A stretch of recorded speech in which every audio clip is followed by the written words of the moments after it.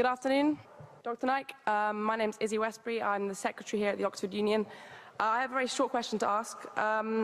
You talk about the hijab being something that serves to protect a woman. Surely it's extremely patronising and degrading to prevent a woman from making that decision for herself. How could you answer that? What's the question, sister? I said, in your speech, you talk about the hijab being something that serves to protect a woman. But how is it not extremely patronising and degrading in not allowing the woman to make that decision herself? Sister posed a very good question, that when I say that hijab is required for a woman, isn't it not degrading for the woman to patronize it? Isn't it degrading? If you read the Quran and Islam has prescribed hijab. That means the woman should be covered. The only part that can be seen are the face and the hands up to the wrist. This is for the modesty. And it is not only mentioned in the Quran, it is also mentioned in the Bible. If you read the Bible in the 1 Timothy, chapter number 2, verse number 9, it says that women should be dressed up with shamefacedness. They should be dressed up with sobriety and should not wear braided hair or gold or pearls. It's further mentioned in the 1 Corinthians, chapter number 11, verse number 5, 6. The woman that does not cover her head, then she dishonors her head. Her head should be shaved off. Anyway, I don't agree with this. I'm just quoting you from the Bible. Same way, if you go to the Vedas, it says that the woman should cover the head. So all the religious scriptures, they talk about the woman covering their head. It is for modesty.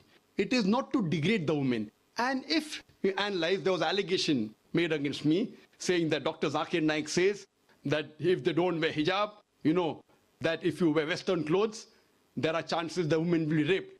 It is a misquotation again.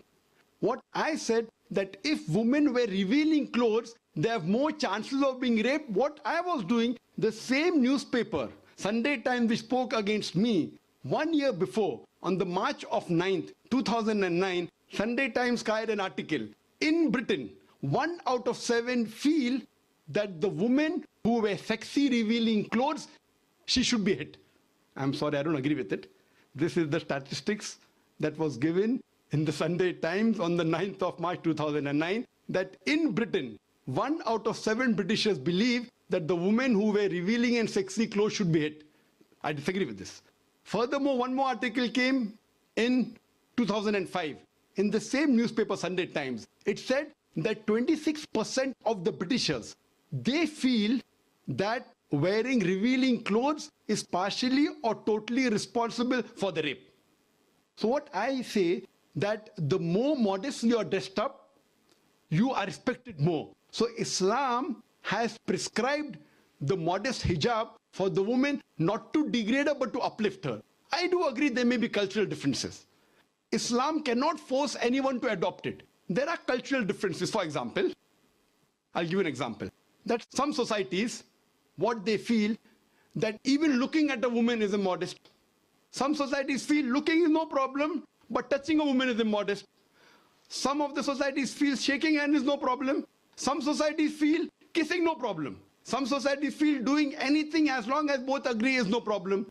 Different societies and different cultures have got different rules and regulations. When I went to America, while I was giving a talk, one of the Americans told me, "You Eastern women, you're immodest." I was shocked.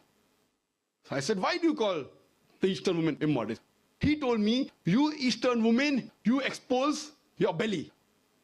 So in America and Western country, exposing belly is immodesty. In India, exposing belly is not immodesty, wearing shorts is immodesty. So what I've realized, sister, there's different culture, there's different system. Islam cannot force anyone to adopt. It's clearly mentioned in the Quran in Surah Baqarah, chapter number 2, verse number 256, La ikraha fid din, there is no compulsion in religion. But if some women want to adopt the hijab because they feel modest and they feel respected, I feel no other woman should disagree. And when I've been to UK, I've seen hundreds and thousands of women who do cover their hair and who feel that they are uplifted because of this modesty. Hope that answers the question.